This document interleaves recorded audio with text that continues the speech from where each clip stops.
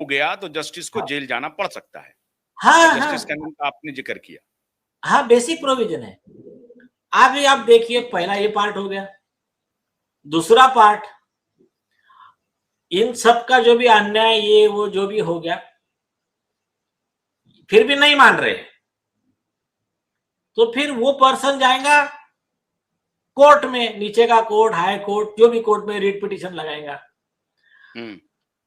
अब जब कोई व्यक्ति कोर्ट में पिटीशन लगाता है, या तो सरकार के खिलाफ लगाएगा या कॉमन मैन के खिलाफ सूट रहेगा, मेरी प्रॉपर्टी ऐसी, मेरी वैसी, मेरी वैसी।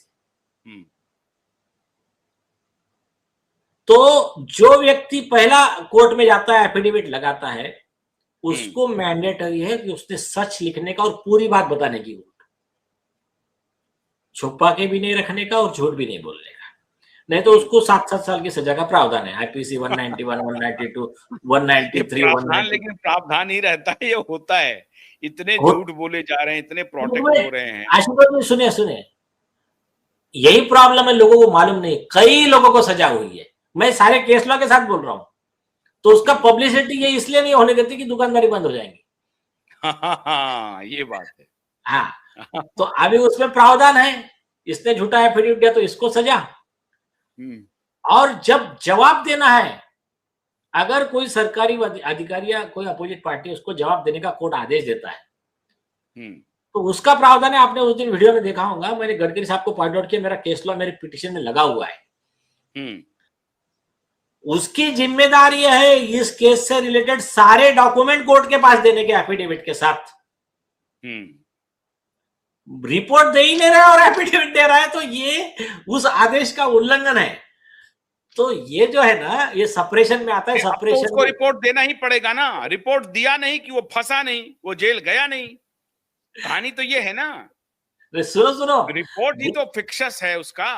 हाँ, रिपोर्ट जैसे ही कोर्ट में आएगा कि गडकरी साहब देखते ही आग बबूला हो जाएंगे, बल्कि हो चुके हैं, वो आधा तो हो चुके हैं। वो हमको लगता है कि अगली हियरिंग पे सब कुछ हो जाएगा तमाम। रिपोर्ट दिया तो फंसेगा, नहीं दिया तो फंसेगा, दोनों इसमें फंसने वाला है, दोनों स्थिति में फंसेगा। हाँ, तो अभी उसने रिप्लाई पूरा डिटेल में देना है। रिप्लाई डिटेल में नहीं दिया तो वो भी कंटेम्प्ट है, वो भी परजुरी में आता है। हो गया। आप सारा खेल कहां शुरू होता मालूम है क्या? इंपॉर्टेंट, जज का लैक ऑफ नॉलेज बोलो, जज की 400 बीसी बोलो, या जज का अवॉइड बोलो, ठीक है भाई, कॉन्ट्रोवर्सी अवॉइड करना, ये भी हो सकता है, या और कोई रीजन है, जो भी है, भ्रष्टाचार बोलो, जो भी है। तो अभी जज क्या करता है मालूम है क्या? दिख गया है कि सामने झूठा एफिडेविट है, जज का जिम्मेदारी है कार्रवाई करना। या तो आरोपी जाके मिल लिया, आरोपी पुलिस अधिकारी जाके पैर पड़ लिया जज के, या तो पैसा दे दिया, या तो जज ने खुद अवॉइड किया, जाने दो मुझे कंट्रोवर्सी में ज्यादा आगे पढ़ना नहीं है। तो फिर जज क्या करता है, घुमा देता है बात को, चलो ठीक है, अगली बार ऐसा नहीं करना। या तो फिर क्या करता है, और एक न्यायिक बेईमानी जिसको जुडिशियल डिसऑनेस्टी बोलते हैं, सुप्रीम कोर्ट के, ये सारे सुप्रीम कोर्ट के जजमेंट है। तो या तो जुडिशियल डिसऑनेस्टी कैसा करता है बोले जज, वो बात लिखेगा ही नहीं ऑर्डर में। हाँ, पूरी फालतू की मनोहर कहानी लिखेगा और मेन इंपॉर्टेंट बात लिखेगा ही नहीं। लिखेगा ही नहीं। इसको कहते हैं फ्रॉड ऑन पावर, इसको कहते हैं करप्शन। तो अभी ऐसा करके अवॉइड करता है। तो आप देखिए कि 10 दिसंबर को, यही मैंने कल भी किया था, और आप संजोग से भी आ गए हैं, तो उसको उस पॉइंट को जरा उठाना बहुत पर्टिनेंट हो गया इस मुद्दे पे। 10 दिसंबर को एक वर्डिक्ट आया जो जस्टिस गडकरी और भोसले के ही कोर्ट में था। वो उस पर गुस्सा हो गए, फिर उसकी सुनवाई हो गई, और फिर उसकी डेट भी आ गई। लगातार हर 2-4 दिन 5 दिन पे डेट आ रही है, और ये मार्च का केस है।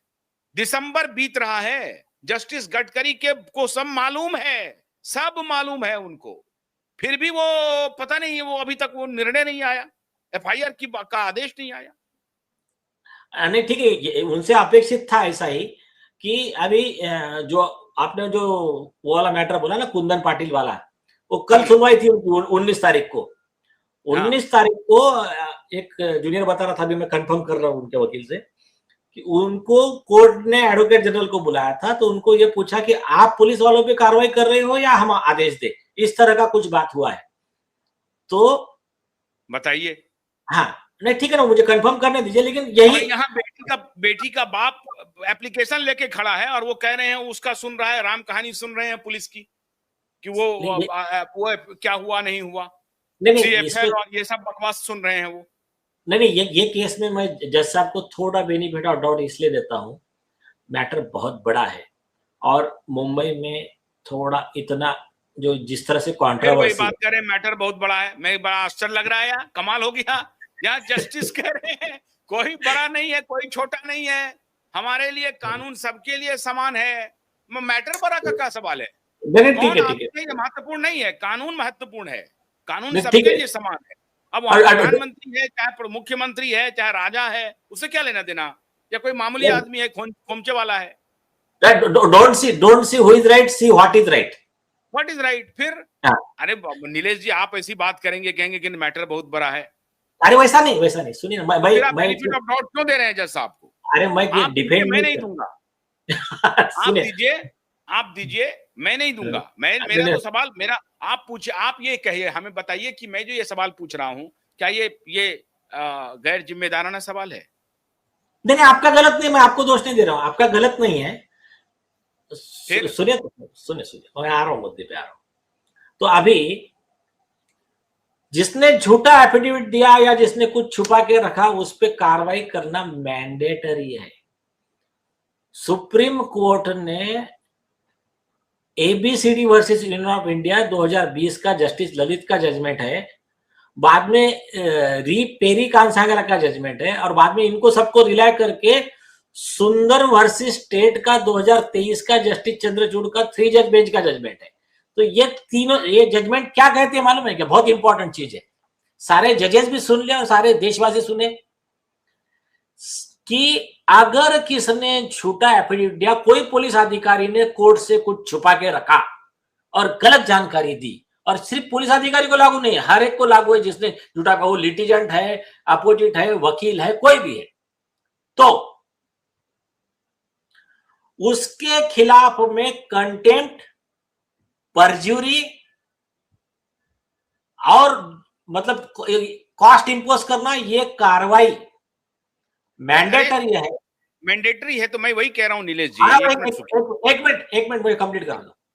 हाँ, और अगर जज कार्रवाई नहीं करेगा, देन जज will be Fehling in its duty. तो जज अपने कर्तव्य का निर्वहन